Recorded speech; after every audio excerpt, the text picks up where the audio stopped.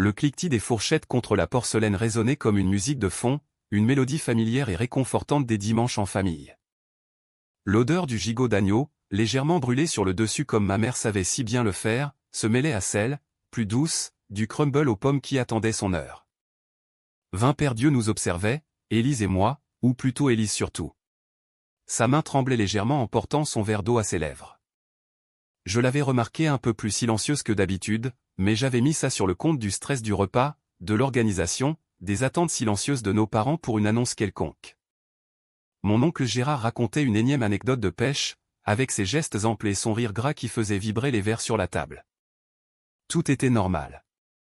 Trop normal, peut-être. Puis Élise a posé sa fourchette avec une délicatesse inhabituelle, le son à peine audible dans le brouhaha. Elle a pris une grande inspiration, le genre qui gonfle un peu la poitrine, et un silence s'est fait, comme si une baguette invisible avait suspendu tous les sons.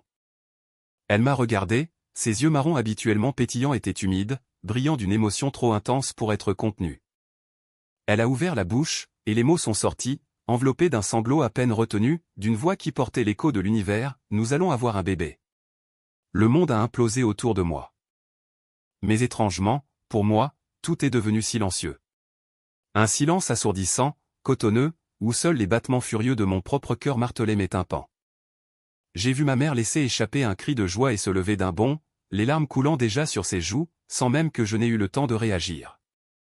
Mon père, d'ordinaire si posé, a tapé dans ses mains avec un enthousiasme que je ne lui connaissais plus depuis mon diplôme. Tante Monique s'est penchée pour enlacer Élise, et le reste de la table a suivi, une cacophonie de félicitations, de rires, d'applaudissements qui me traversaient sans m'atteindre. C'était comme si j'étais devenu transparent, un simple spectateur de ma propre vie, assistant à une scène de bonheur collectif dont j'étais à la fois le centre et l'exclu. Chaque sourire, chaque tape amicale sur mon épaule, chaque « félicitation », mon grand, de mon beau-frère, me transperçait. C'étaient des milliers de fines aiguilles glaciales qui s'enfonçaient dans ma chair, une douleur lancinante et sourde qui montait du plus profond de mon ventre. Je voyais Élise, les yeux rouges et brillants, rire à travers ses larmes, serrée dans ses bras ma mère qui murmurait des mots inaudibles. Elle était magnifique dans sa prétendue joie, sa performance était impeccable. Une mascarade. Une effroyable, glaçante mascarade. Le cabinet du docteur Dubois. Un jour de pluie fine, il y a 3 ans. Les gouttières chantaient une mélodie monotone contre la vitre dépolie de la petite salle d'attente. L'odeur de désinfectant m'avait piqué les narines, un parfum clinique qui sentait la décision irrévocable. J'avais pris rendez-vous sans en parler à Élise. Elle avait toujours été ambivalente par rapport aux enfants. On verra, on a le temps, disait-elle. Mais le temps passait, et mes migraines de stress, ma fatigue chronique, mes cauchemars récurrents sur la paternité que je ne me sentais pas capable d'assumer, ne passaient pas. Je ne voulais pas être un mauvais père. Je ne voulais pas de la pression. Je ne voulais pas de cet avenir incertain, de cette responsabilité que je jugeais, égoïstement peut-être, trop lourde pour mes épaules déjà courbées sous le poids de mes angoisses professionnelles. La conversation avec le docteur Dubois avait été concise, professionnelle. Il avait décrit le procédé, les faibles risques, l'irréversibilité presque absolue. Ces mots, une vasectomie, monsieur, c'est une décision importante, avaient résonné avec une gravité solennelle. Je me souviens de la froideur du stéthoscope sur ma peau, de la lumière crue de la salle d'examen, du silence pesant tandis qu'il confirmait ma pleine santé, rendant ma décision purement personnelle.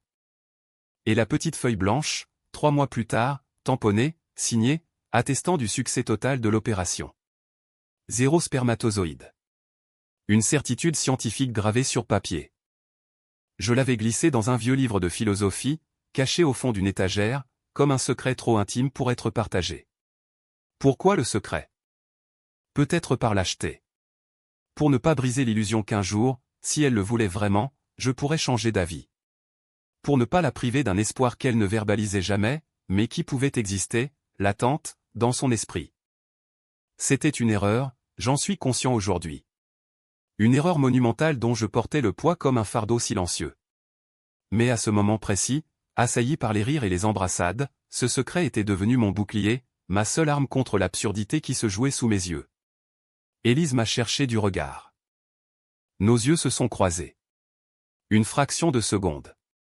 Dans les siens, j'ai cru déceler une étincelle de panique, une question silencieuse, est-ce que tu vas jouer le jeu? Ou peut-être était-ce ma propre paranoïa qui projetait cette lecture. Mais cette lueur, si elle existait, s'est vite éteinte, remplacée par un sourire éclatant et un clin d'œil forcé. Elle attendait ma réaction. Elle attendait que je prenne part à cette pièce de théâtre grotesque. Le silence dans ma tête était rompu par un seul mot, répété en boucle, comme un disque rayé, impossible. Impossible. Impossible.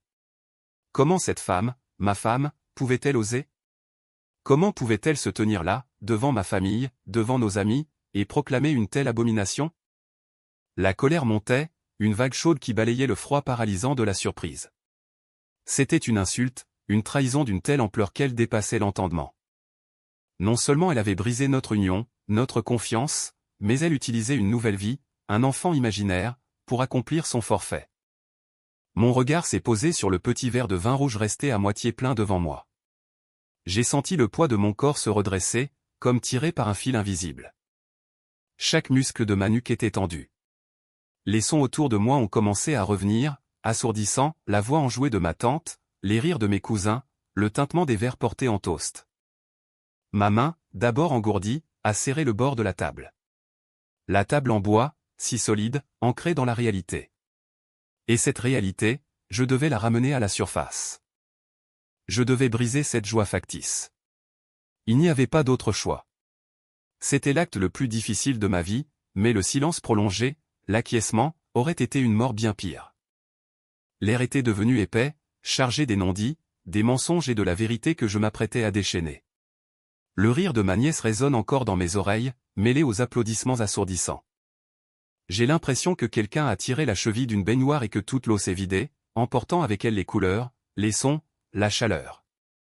Ne reste que le carrelage froid, blanc, réverbérant, le vide. Je suis là, au milieu de ma famille, et pourtant, je suis dans une pièce clinique, sous un néon qui crépite doucement. Il y a 3 ans, c'était un mardi gris de novembre. Le genre de journée où le ciel pèse comme une dalle de béton, où l'air est lourd et sent la pluie promise. Je me souviens des bruits feutrés de la salle d'attente, le chuchotement d'une secrétaire, le froissement d'un magazine. Mon nom, Bernard, prononcé avec une clarté presque indécente par l'infirmière en chef dont le sourire était poli, mais lointain. Je m'étais avancé dans le couloir immaculé, chaque pas sur le linoléum m'enfonçant un peu plus dans ma décision. La porte s'est ouverte sur le docteur Dubois, un homme aux lunettes fines, son regard d'un bleu pâle perçant, empreint d'une gravité mesurée. Il sentait l'antiseptique et un léger parfum de menthe. Son bureau était ordonné à l'extrême, quelques dossiers empilés sur un coin de table, une plante verte solitaire luttant pour sa survie sur le rebord de la fenêtre. Je lui avais exposé ma démarche. Ce n'était pas une décision impulsive. Élise et moi avions traversé des années de discussions inabouties, de silences lourds, sur la question des enfants. Elle avait déjà une fille de sa première union, une adolescente charmante mais exigeante, et moi, je n'avais jamais vraiment ressenti l'appel viscéral de la paternité. On s'était dit, plus d'une fois, qu'un autre enfant viendrait bouleverser un équilibre que nous avions mis du temps à trouver. Pour ma propre santé, quelques mois plus tôt, un spécialiste avait mentionné une prédisposition génétique à certaines complications si j'avais un enfant après 40 ans, une phrase balancée un peu en l'air mais qui avait fait son chemin en moi. J'avais eu le détail de la consultation à Élise, ne voulant pas l'inquiéter, mais la vasectomie était devenue, dans mon esprit, la solution radicale, ma contribution silencieuse à notre avenir tel que je l'imaginais, serein, sans l'agitation d'un nouveau-né, centré sur nous deux et la grande fille d'Élise. Je m'étais persuadé que nous étions sur la même longueur d'onde, que notre avenir à 3, comme une famille recomposée, nous suffisait. La procédure elle-même, un souvenir flou et étrange. La musique douce dans la salle d'opération, le souffle tiède de l'anesthésiste sur ma tempe, puis un sentiment de pression lointaine, presque imperceptible. Je me souviens du plafond, blanc cassé, avec une légère tache d'humidité dans un coin. Le docteur Dubois parlait calmement, ses instruments cliquetant sur un plateau métallique. Il avait dit, « C'est fait, monsieur ». D'une voix neutre, professionnelle. Ensuite, la convalescence, les compresses froides, le malaise persistant pendant quelques jours, puis la confirmation, un mois plus tard, par une série de tests, des chiffres imprimés sur un morceau de papier qui scellait définitivement mon statut. Stérile. C'était un mot qui sonnait comme un verdict, mais pour moi, c'était une libération, un point final à des années d'incertitude. Je n'avais jamais partagé la nature exacte de cette procédure avec Élise. Juste un vague, petite intervention sans importance pour ma santé, qu'elle avait acceptée sans creuser. Pourquoi ne pas lui avoir dit clairement? La lâcheté, peut-être. La peur de devoir justifier un choix aussi définitif, de rouvrir la discussion sur un sujet que je croyais clos. L'idée que cela ne la regardait pas, que c'était astérisque mon astérisque corps. Assis à cette table, le brouhaha de la fête autour de moi, la voix d'Élise résonnant encore, j'ai senti la buée sortir de ma bouche malgré la chaleur de la pièce. Mes propres pensées m'étaient devenues étrangères, froides et tranchantes comme des éclats de glace. Je regarde Élise, son visage baigné de larmes de joie, une main posée sur son ventre à peine arrondi. Les souvenirs, les micro-fissures de notre quotidien, que j'avais relégués au fin fond de ma mémoire, se sont mises à remonter à la surface, non pas comme des flashs, mais comme des pellicules superposées, se déroulant lentement, révélant une image de plus en plus nette, de plus en plus sombre. Il y a eu ces retours tardifs. Au début, c'était occasionnel. Une réunion qui s'est éternisée, mon amour.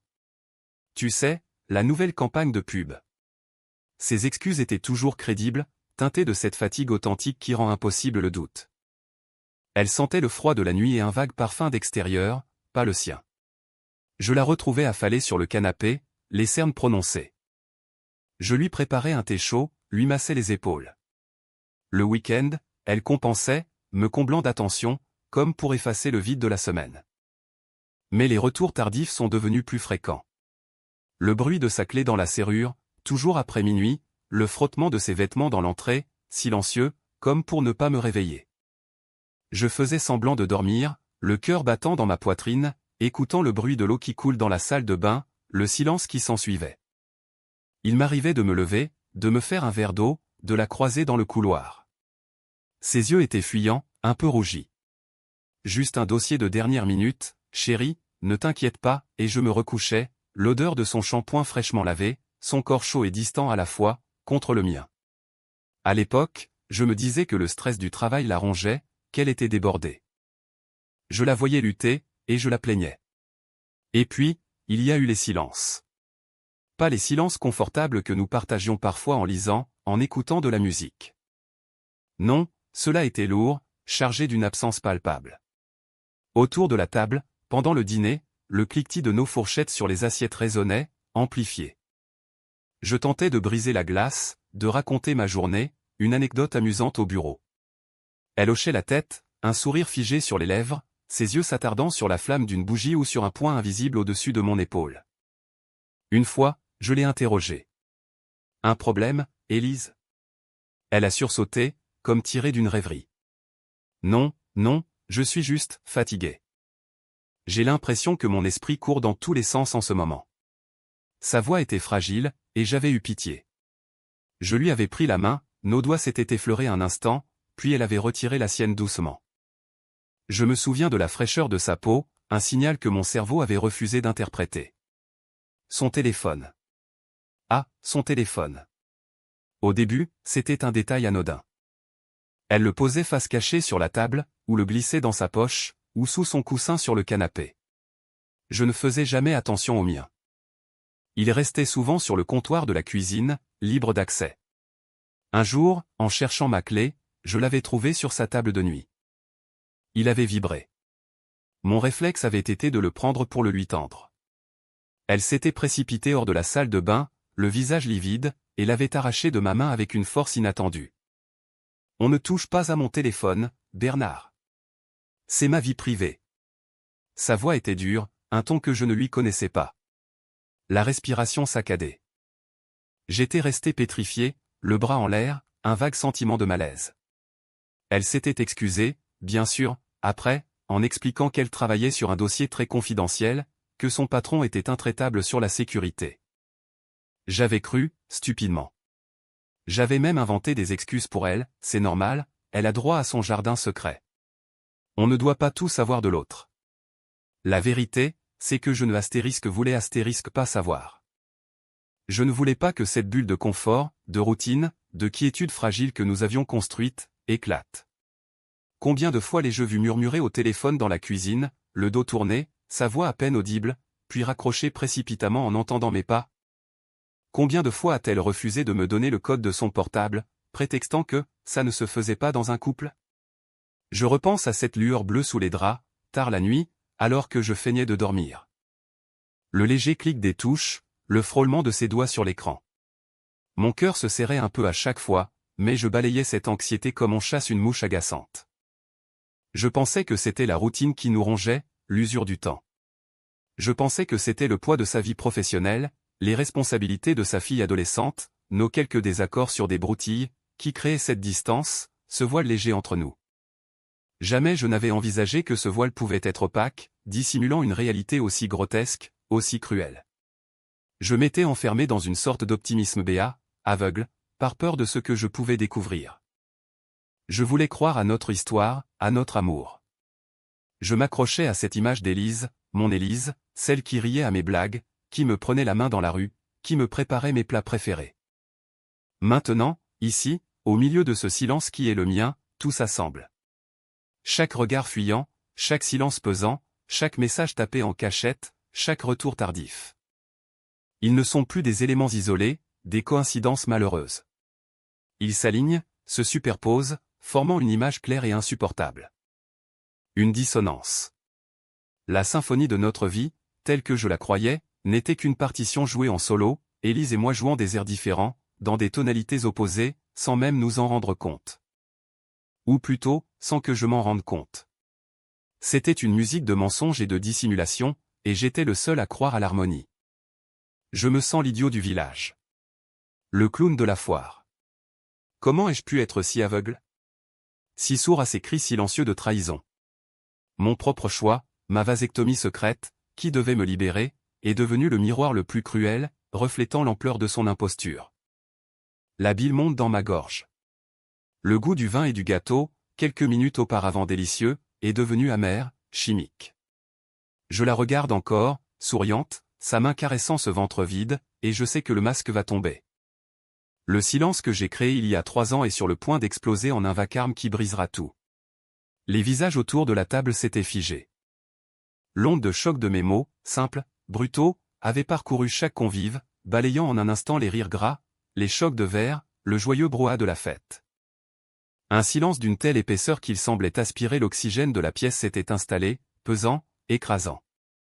Je voyais les mâchoires se desserrer, les yeux papilloter, cherchant une explication, un trait d'humour mal compris, un signe que je plaisantais. Mais il n'y en avait pas. Juste la rigidité de ma posture, la pâleur de mon visage, et l'évidence cinglante dans ma voix. Élise, à mes côtés, avait blanchi comme une craie. Les larmes de joie qui perlaient encore sur ses joues s'étaient taries, remplacées par une sorte de panique muette, un masque de terreur que j'avais rarement vu sur elle. Ses lèvres tremblaient, cherchant des mots qui ne venaient pas. Ma sœur, Isabelle, avait été la première à briser le silence, un froncement de sourcils interrogatif déformant son visage habituellement doux. « Quoi? Qu'est-ce que tu dis, Laurent ?»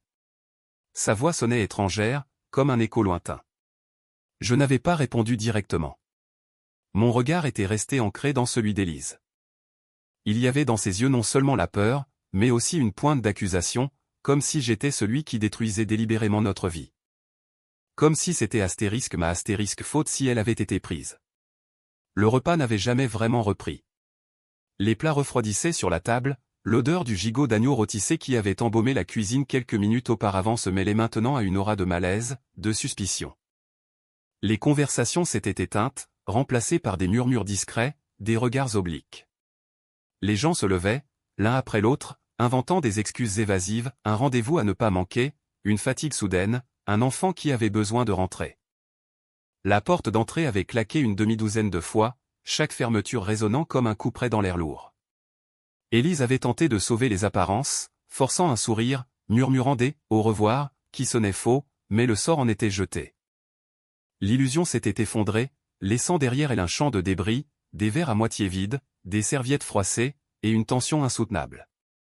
Le trajet de retour en voiture, habituellement un moment de complicité où l'on refaisait le film de la journée, commentait les potins familiaux, était devenu un tunnel sombre et silencieux. Le vrombissement du moteur était le seul son dans l'habitacle, un bourdonnement lancinant qui amplifiait le vide entre nous. De la buée sortait de ma bouche à chaque expiration, s'accrochant un instant à la vitre latérale avant de disparaître, une image fugace de nos vies qui s'évaporait. Je tenais le volant si fort que mes jointures blanchissaient.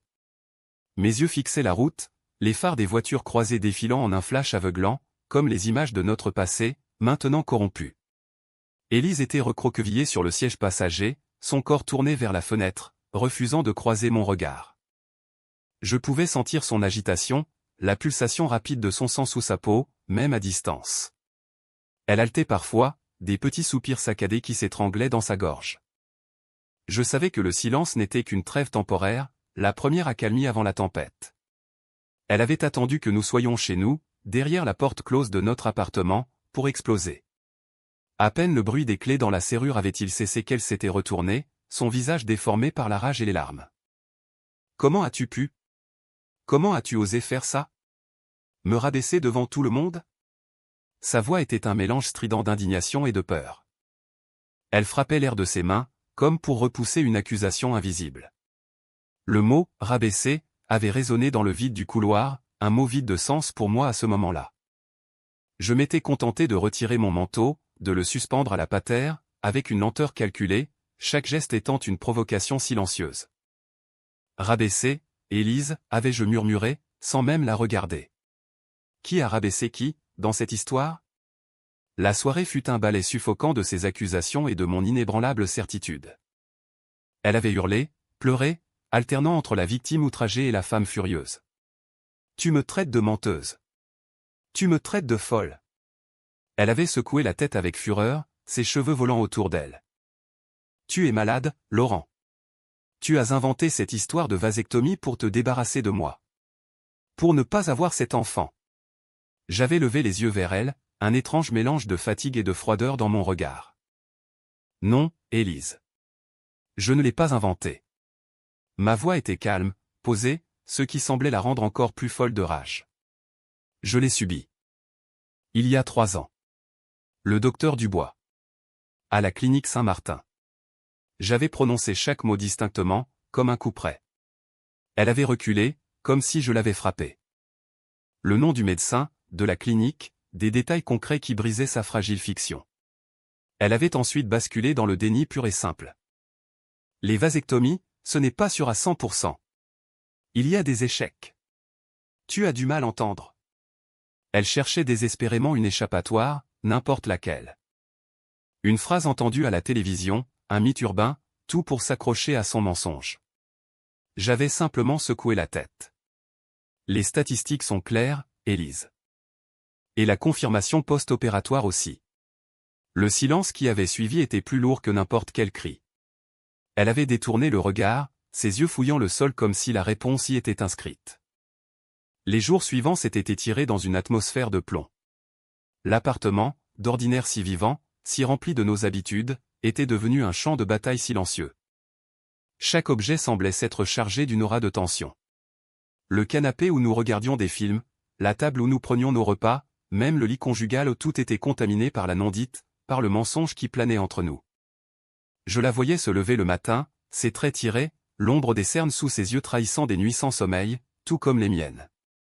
Elle m'ignorait ostensiblement, faisant le café sans me poser la question habituelle, se préparant seule, s'habillant comme si j'étais un fantôme. Mais je sentais son regard sur moi, à la dérobée, un mélange de défi et de terreur. Chaque tentative de ma part pour obtenir des explications se heurtait à un mur. Un mur de déni, de larmes feintes, de colère subite. Qui est le père, Élise, avais-je demandé un soir, alors qu'elle feignait de lire un livre dans le salon. La question était sortie de ma bouche avec une froideur que je ne lui connaissais pas. Elle avait sursauté, le livre tombant de ses mains sur le parquet avec un bruit sourd. Elle avait refusé de répondre. Ses yeux s'étaient remplis de larmes, des larmes qui coulaient sans le moindre sanglot, sans le moindre tressaillement d'épaule. Des larmes de crocodile, j'en avais la certitude glaçante. Elle avait couru s'enfermer dans la salle de bain, le claquement de la porte résonnant dans le silence. Une autre fois, je l'avais trouvée en train de pleurer sur le canapé, son visage enfoui dans ses mains. Mon cœur, ou ce qu'il en restait, s'était serré un instant. Je m'étais approché. « Élise, on ne peut pas continuer comme ça. Dis-moi la vérité. » Elle avait relevé la tête, ses yeux rougis. « La vérité ? Mais quelle vérité, Laurent ?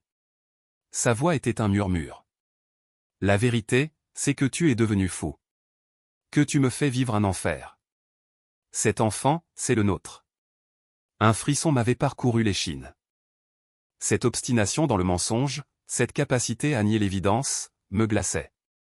C'était une pièce de théâtre macabre, et j'étais le seul spectateur à connaître la fin. Le secret de ma vasectomie était devenu mon seul rempart contre sa manipulation. Elle ne pouvait pas me faire douter de moi-même. Elle ne pouvait pas me convaincre que j'étais fou. Elle ne pouvait pas balayer l'évidence d'une intervention chirurgicale, d'un médecin, d'un dossier médical. C'était un bouclier d'acier, invisible mais infranchissable. Et derrière ce bouclier, je l'observais. Avec un détachement que je n'aurais jamais cru possible. C'était cruel, oui, de voir cette femme que j'avais aimée, cette femme avec qui j'avais partagé tant d'années, se débattre dans son propre piège. Mais c'était nécessaire. Je me sentais comme un chirurgien opérant à cœur ouvert, chaque manœuvre de ma part, chaque question posée, était une incision pour extirper la vérité. Elle avait multiplié les manœuvres désespérées. Un après-midi, je l'avais trouvée dans la chambre d'amis, cette pièce que nous réservions aux invités. Elle avait déplacé quelques meubles, installé un petit berceau en osier qu'une amie lui avait prêté il y a des années, pour faire des photos. Elle avait même acheté quelques petits bodys et les avait étalés sur le lit, des couleurs pastel, des motifs d'animaux.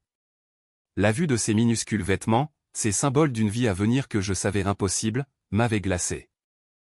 Elle avait espéré que je les voie, que je me projette, que la vision de cette nurserie improvisée brise ma résolution.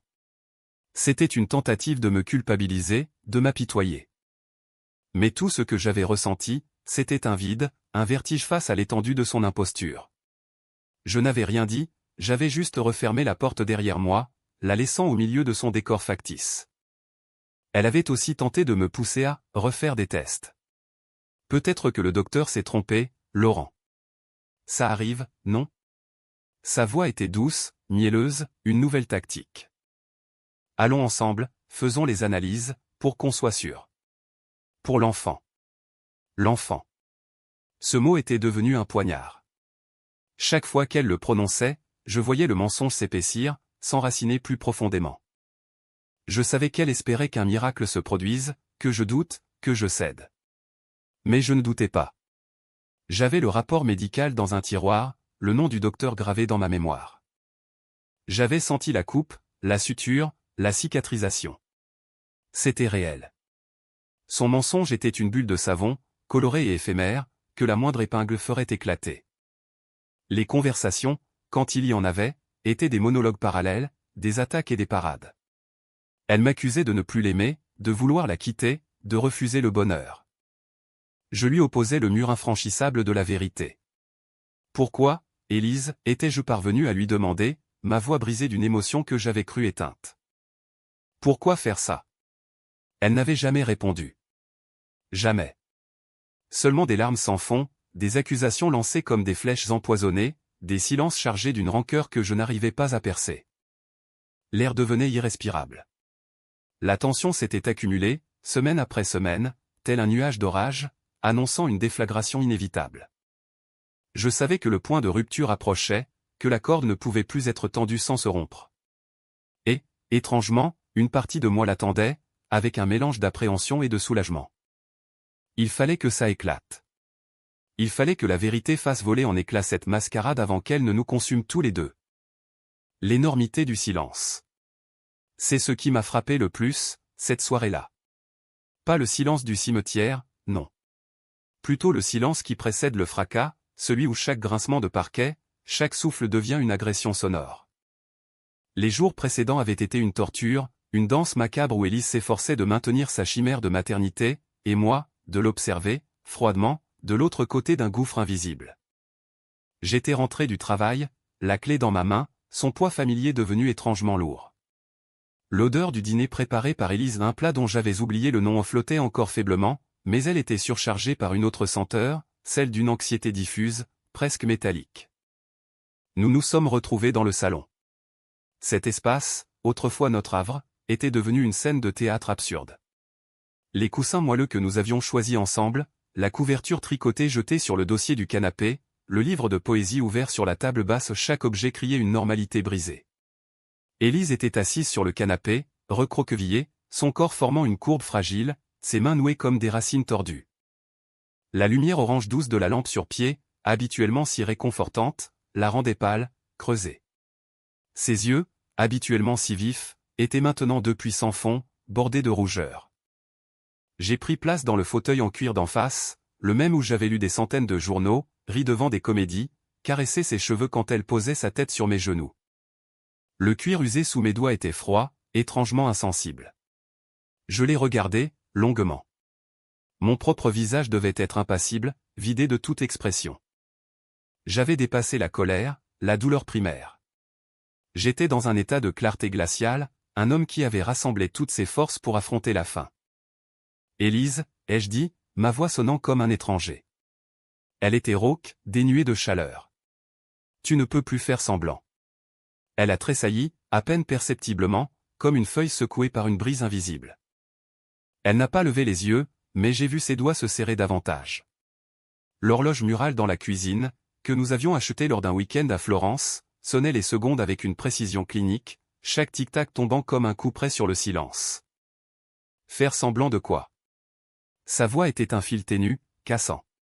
Une dernière tentative de déni, mais si faible que je sentais déjà les fissures s'élargir. Tu sais très bien de quoi, j'ai répondu, gardant ma voix aussi neutre que possible. C'était une épreuve de force, une bataille des volontés.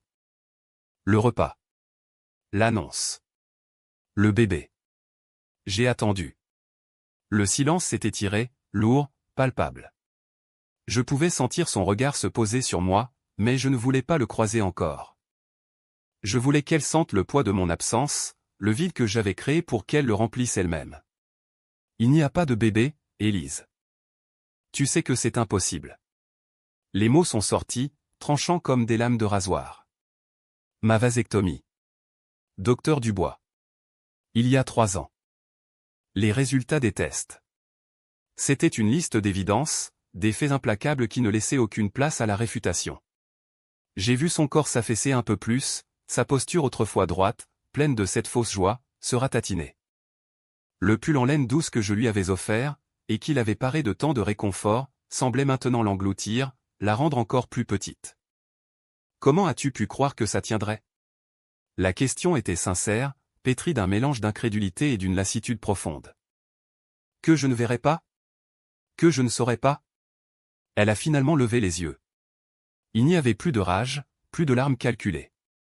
Juste une sorte de terreur paniquée, une bête traquée au fond d'un cul-de-sac. Son visage était marqué, les ombres sous ses yeux plus sombres que les cernes. Une veine pulsait faiblement à son tempe, un rythme effréné sous sa peau. Je ne sais pas, a-t-elle murmuré, et cette fois, il n'y avait aucune ruse dans sa voix. Seulement de l'épuisement. J'étais désespéré. Désespéré. Le mot m'a heurté. Désespéré de quoi? De notre vie? De moi? Je la croyais ma partenaire, mon égale, ma moitié. Cette image se désintégrait sous mes yeux, morceau par morceau. Désespéré de quoi? Je n'ai pas pu m'empêcher de demander, mon propre désespoir affleurant. De notre vie? De nos projets? Du fait que nous n'ayons pas eu d'enfant, comme nous en avions parlé, décidé ensemble? Elle a secoué la tête frénétiquement, ses cheveux blonds, que j'aimais caresser, s'agitant autour de son visage. Non, ce n'est pas ça, Laurent. Enfin, pas exactement. Elle a pris une grande inspiration, puis une autre, comme si elle se préparait à plonger dans l'eau glacée. J'avais l'impression de m'étouffer. L'étouffement. J'ai laissé le mot résonner entre nous. Ma perception de notre vie était celle d'une liberté à deux, d'un espace que nous avions construit ensemble. Le sien était une prison. Comment pouvions-nous vivre sous le même toit, dormir dans le même lit, et avoir des réalités si radicalement différentes? Une sueur froide a perlé sur mon front. Je me suis senti seul. Elle a regardé le sol, sa voix devenant presque inaudible, un murmure de confession qui peinait à traverser l'espace entre nous. Toujours seul. Tu étais toujours dans tes pensées, dans ton travail. Je n'étais plus au centre de quoi que ce soit.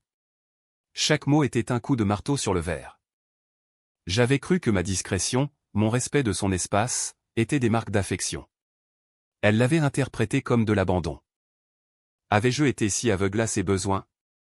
Ou était-elle incapable de me les communiquer? La ligne était floue, brouillée par des années de non-dits et de perceptions divergentes. Alors, j'ai senti ma gorge se serrer. Le pressentiment, l'ombre qui planait depuis le repas, était sur le point de prendre forme. Alors tu as cherché ailleurs. Elle a fermé les yeux, une larme unique roulant le long de sa joue. Ce n'était pas un flot, pas une crise. C'était une perle de douleur pure, une goutte de vérité forcée. Oui, a-t-elle soufflé. Le mot était à peine audible, un murmure fantomatique. J'ai rencontré quelqu'un. Et là, le vide. Ce n'était pas une image, pas une métaphore. C'était une sensation physique. Le sol sous mes pieds s'est dérobé.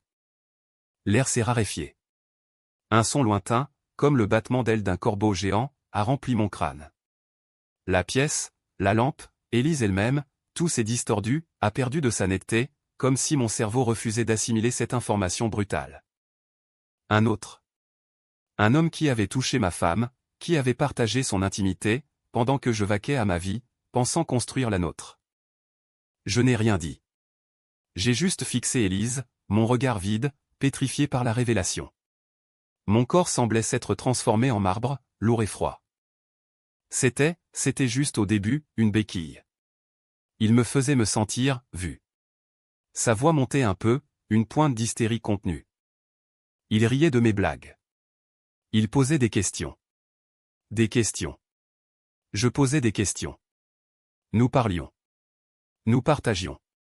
Mais son récit transformait chaque interaction en une absence, chaque silence en un mur. Mon esprit courait, revisitant chaque soir où elle était rentrée tard, chaque fois où son téléphone était collé à sa main, chaque fois où elle s'était éloignée dans un silence que j'avais cru être de la fatigue. Tout s'assemblait, formant une tapisserie macabre de tromperies. Et puis, je suis tombé enceinte. Le souffle m'a manqué. Une deuxième décharge électrique. C'était la confirmation. Le coup de grâce. L'enfant. Le bébé qu'elle avait annoncé avec tant d'éclat, de larmes de joie, n'était pas seulement une invention. Il était une réalité, mais la réalité d'un autre.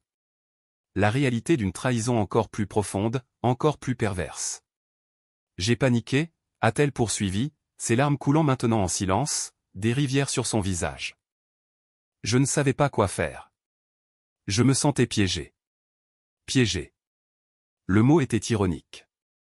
Qui était piégé, vraiment? Elle par ses choix, ou moi par son mensonge? Je me suis dit que si je te le faisais croire, que ce serait notre bébé.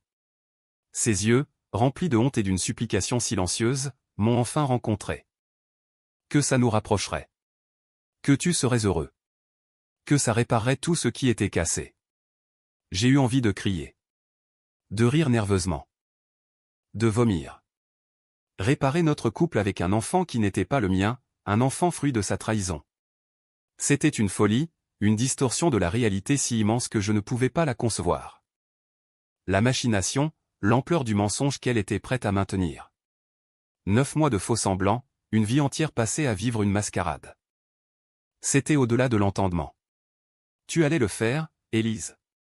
La question était un souffle, à peine audible. Tu allais élever un enfant qui n'était pas le nôtre, sous notre toit, comme si de rien n'était. Elle a hoché la tête, ses larmes brouillant sa vision, ses lèvres tremblantes incapables de former d'autres mots. Ce hochement de tête, cette acceptation silencieuse de son propre acte, a été le moment où la dernière once de l'Élise que je connaissais s'est éteinte. Le vide, encore. Plus profond, plus insondable. Ce n'était plus la rage qui me saisissait, ni même la tristesse. C'était une absence totale de sensation. Une anesthésie de l'âme. Ce n'était pas seulement un enfant qu'elle avait voulu simuler, pas seulement un adultère. C'était l'essence même de notre histoire, la fondation que je croyais solide. Nos souvenirs, nos rires partagés, nos projets, tout s'est teinté de cette couleur grisâtre de mensonge, de cette odeur âcre de trahison. Chaque « je t'aime » qu'elle m'avait dit depuis l'existence de cet autre résonnait comme un écho moqueur. La confiance. C'était le mot-clé. Elle était anéantie. Pulvérisée. Irrécupérable. Comment avancer quand les racines mêmes de ce que l'on est, de ce que l'on a bâti, sont réduites en poussière? Je l'ai regardée, cette femme qui était ma femme, et je n'ai vu qu'une étrangère. Une silhouette pâle, tremblante, dont les mensonges avaient consumé l'âme. Le silence est retombé, plus épais que jamais, scellant notre fin. Le silence.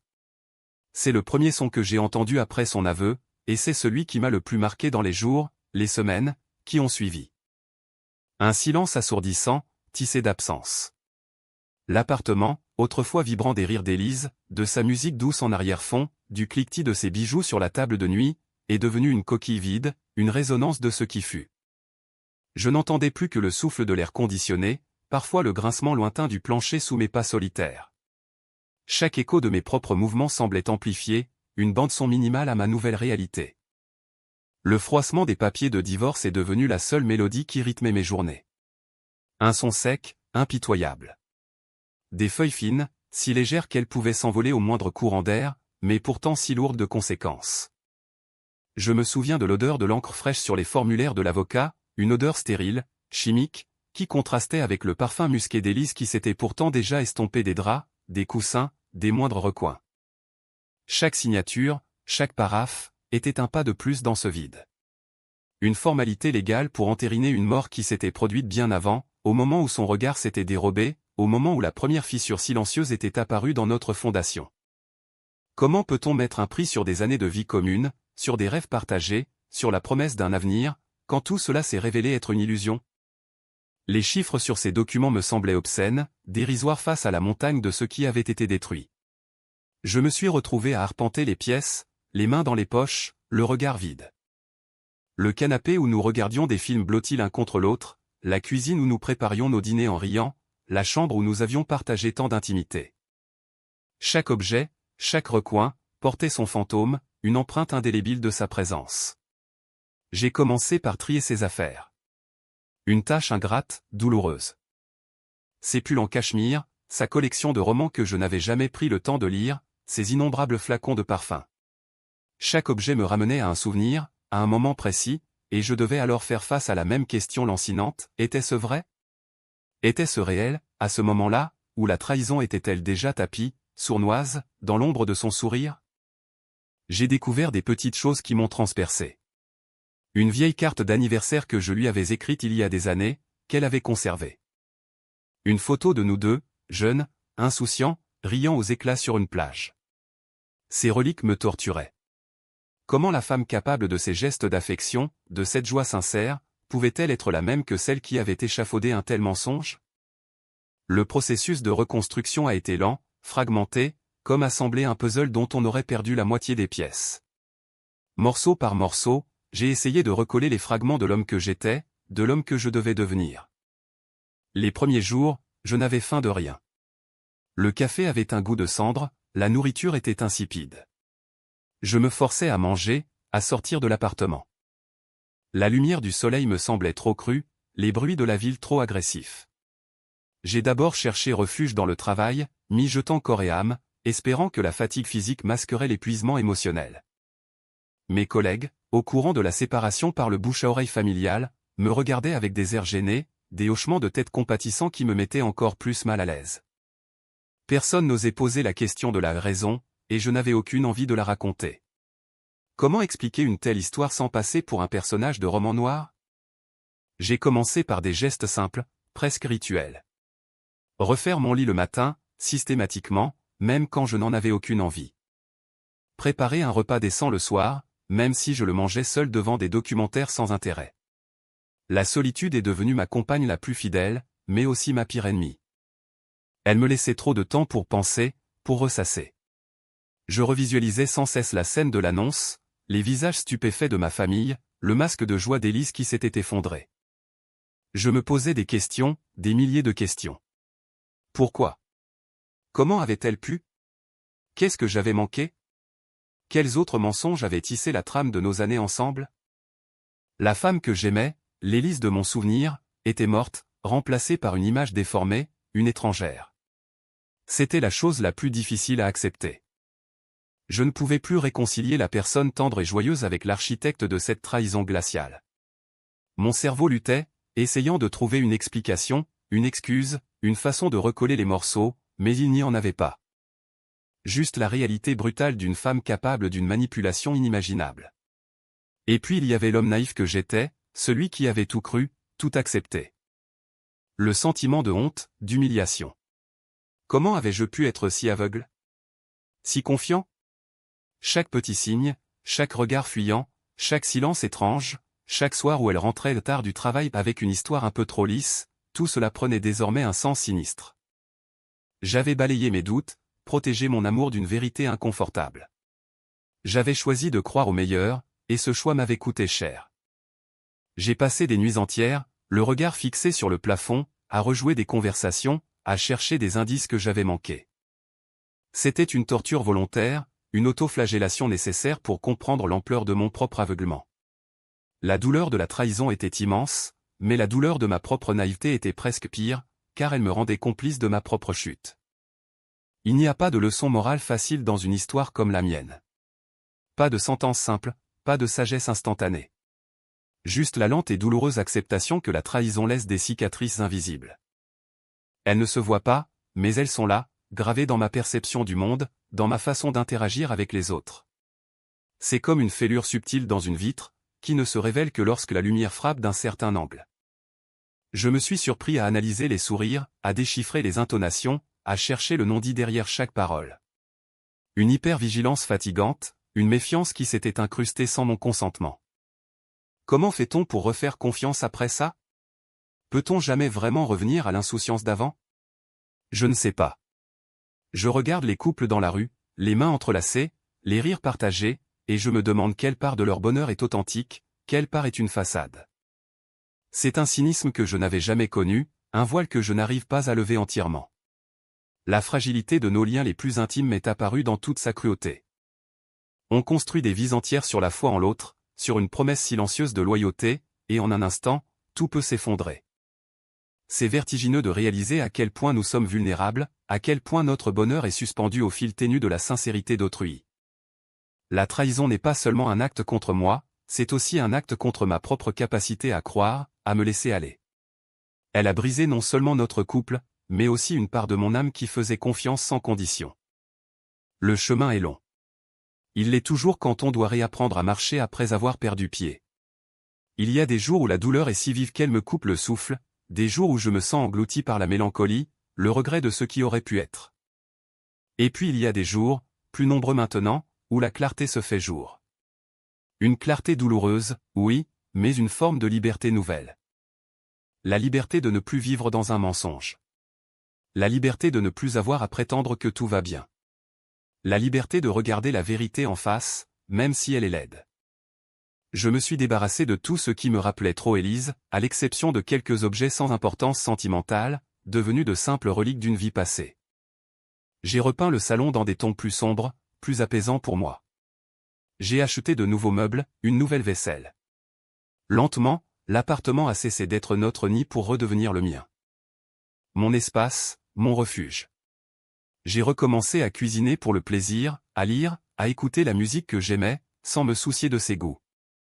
J'ai retrouvé des amis que j'avais un peu délaissés, des amis qui me rappelaient qui j'étais avant elle, avant le nous. Cette liberté n'est pas une explosion de joie, non. C'est plus subtil, plus profond. C'est la liberté de respirer à nouveau, d'exister pour moi-même, sans le poids du mensonge qui pesait sur mes épaules sans que je le sache. C'est la liberté de définir mon propre avenir, sans les contraintes d'une relation toxique. Je ne sais pas ce que l'avenir me réserve. Je ne sais pas si je referai confiance un jour, si j'aimerai à nouveau avec la même intensité, la même vulnérabilité. Mais je sais que j'ai survécu à cette déflagration. Que j'ai traversé le désert de la trahison et que j'en suis ressorti, meurtri, cicatrisé, mais debout.